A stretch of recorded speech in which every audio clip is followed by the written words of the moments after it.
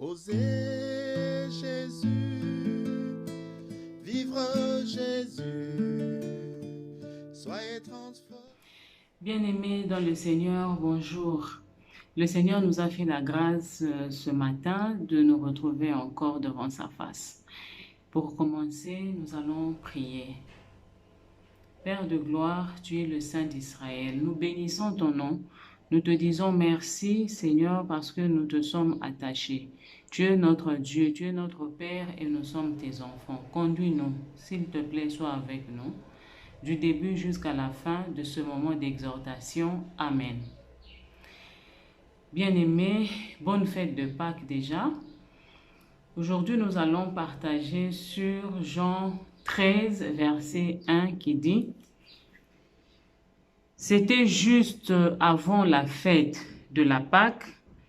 Jésus savait que l'heure était venue pour lui de quitter ce monde pour s'en aller auprès de son Père.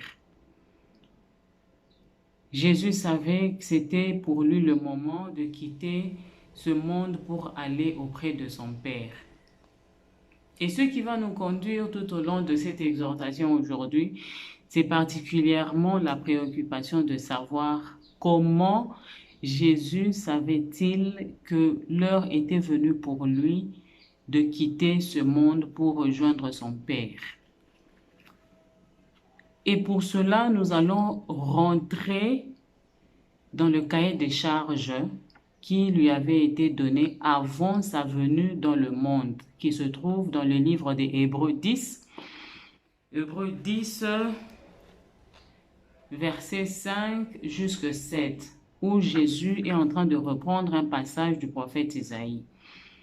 La Bible dit clairement dans le livre des Hébreux que Jésus, en entrant dans ce monde, il venait en ayant une vision claire de ses objectifs. En fait, les termes de référence de sa mission étaient clairement définis depuis le ciel lorsque Dieu était en train de négocier ce contrat. Une fois de plus, le terme de contrat, de partenariat, de collaboration entre l'homme et Dieu revient encore. C'est pour dire que notre relation avec Dieu est une relation qui repose d'abord sur la confiance, sur un partenariat que Dieu lui-même avait voulu établir entre l'homme et Dieu, entre lui et l'homme. C'est une relation intime que Jésus entretenait avec son Père. C'est ce qui avait permis qu'il soit en mesure de reconnaître les intentions de son Père. Il savait que je suis en train d'aller dans le monde pour réaliser telle mission. Ma mission m'emmènera jusqu'à la croix. Et en méditant ce matin sur le livre de Jean 13, je me suis rendu compte que, en fait, chaque passage de la Bible, chaque chapitre qui est tel que c'est reparti dans la Bible, chaque passage nous donne plusieurs leçons de vie, plusieurs enseignements. Lorsqu'on est en train de lire, moi personnellement, en méditant sur Jean 13, je me suis rendu compte que j'avais plusieurs enseignements sur notamment l'entretien du cœur que nous avons partagé hier par rapport à comment Judas était en train d'entretenir son cœur. Il y a des enseignements par rapport à l'amour, par rapport au service, ainsi de suite. Et ce matin, cet enseignement nous mène vers comment le Seigneur a su que l'heure était venue pour lui de retourner auprès de son Père. Le moment était venu pour lui de quitter la terre. Ça veut dire qu'il était arrivé au bout de sa mission. Pourquoi il était arrivé au bout de sa mission? Parce qu'à la croix, il a dit tout est accompli. Il n'avait rien laissé. Il a tout fait selon les attributions qui lui avaient été données dans son cahier des charges. Une fois de plus, nous revenons à la définition des termes des références. J'attends de toi. Dieu attendait de lui telle chose, telle chose, telle chose. Et pour clôturer ces choses, il devait arriver jusqu'à la croix. Ce qu'il devait accomplir avant la croix, c'était notamment faire retrouver la vue aux aveugles, notamment faire marcher les gens qui étaient boiteux, notamment donner la liberté, la libération spirituelle à ceux qui étaient des captifs, ainsi de suite. Nous pouvons le lire dans les livres de Luc, chapitre 4. Nous allons voir Jésus en train de dire, l'Esprit du Seigneur est sur moi, il m'a oint. Il m'a oint pour faire tel. C'était ça les définitions des termes de référence par rapport à la vie qu'il devait mener sur la terre. Et lorsqu'il a tout réalisé, à la fin, il dit, tout est accompli. Maintenant, pour moi, arrive le moment de rentrer auprès du Père. Ce n'est pas qu'il avait un cahier dans lequel il était en train d'écrire, mais il était en constante relation avec son Père. Chaque fois dans la Bible, nous voyons, si nous faisons attention, nous pouvons remarquer que Jésus était en train de marcher. Lorsque vous lisez, par exemple, le verset 1, il guérit les malades. Le verset 2, Jésus priait. Verset 3, vous voyez, il distribue la nourriture, il distribue du pain et du poisson. Verset 4, Jésus va à la montagne. Quand vous lisez tel passage, il a libéré les opprimés. Le verset suivant, il est en jeûne et en prière.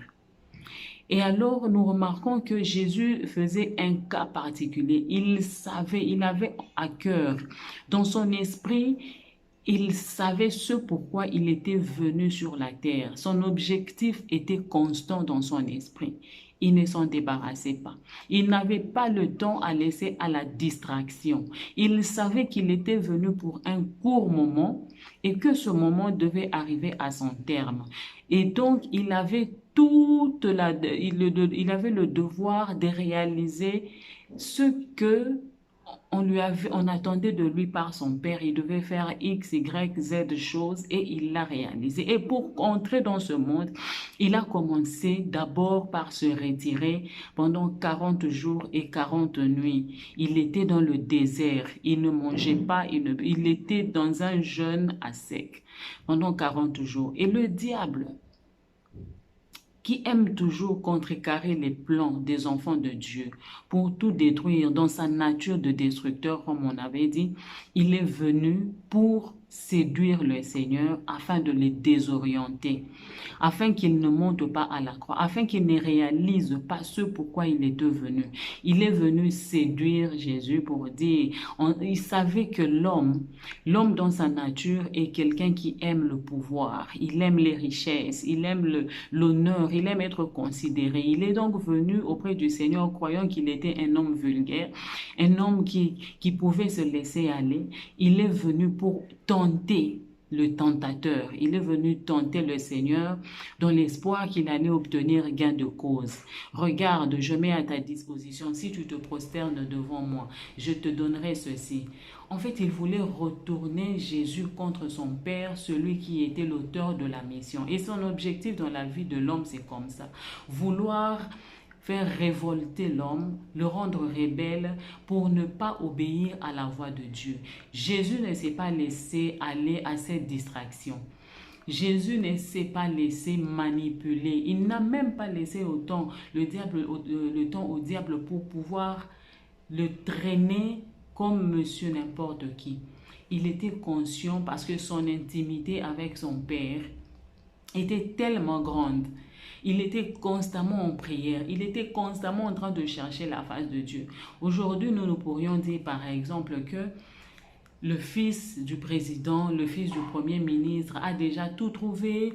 Il n'a donc pas le temps de fournir beaucoup d'efforts pour aller travailler, étudier, parce que son père a déjà tout fait pour lui.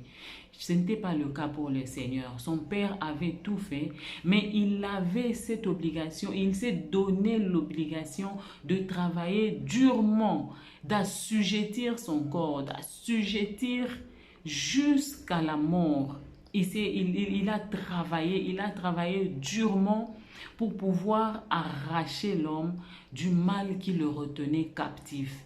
Et il a eu gain de cause. Aujourd'hui, l'homme est sauvé parce que Jésus était monté à la croix. Et sans la croix, nous disons que la vie de l'homme ne représenterait rien. Et c'est entre autres la raison pour laquelle nous sommes en train de commémorer la fête de Pâques que nous allons fêter demain dimanche. Sans la croix, la vie de l'homme ne vaut rien. Mais bien plus encore, sans l'intimité entretenue entre l'homme et Dieu, l'homme ne sera pas en mesure d'avoir des repères, de savoir où je suis en train d'aller, qu'est-ce que je dois faire, qui je suis, comment je dois mener ma vie, comment est-ce que je dois m'organiser, quelles sont les intentions de Dieu, qu'est-ce que Dieu attend de moi.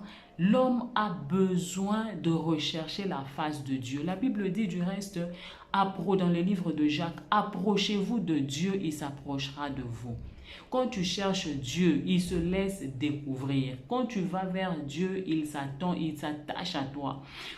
Plus tu le cherches, plus tu le découvres, plus il se laisse découvrir par toi, plus il dépose en toi des nouvelles connaissances. Plus tu le cherches, quand Dieu voit que tu as la soif de le chercher, il se manifeste davantage en l'homme qui le cherche. C'est cela que nous devons apprendre comme modèle, prendre comme exemple auprès de Christ, apprendre à chercher encore la face de Dieu. C'est seulement auprès de lui que nous pouvons puiser les éléments nécessaires pour notre vie, pour notre survie, pour notre combat et être en mesure de gagner les combats. Il y a tellement de défis, il y a tellement d'enjeux. Si nous laissons aller dans la distraction, jamais nous ne pourrons l'emporter sur le monde, sur nous-mêmes, sur nos caractères, sur nos faiblesses. C'est seulement en étant intime avec Dieu que nous pouvons l'emporter sur nous-mêmes, sur nos mauvais comportements, sur ce que nous faisons de mal, sur le péché, sur le monde, sur le diable. C'est seulement en cherchant la face de Dieu que la victoire est réellement certaine dans le nom de Jésus-Christ. Amen. Osez Jésus, vivre Jésus, soyez transformés.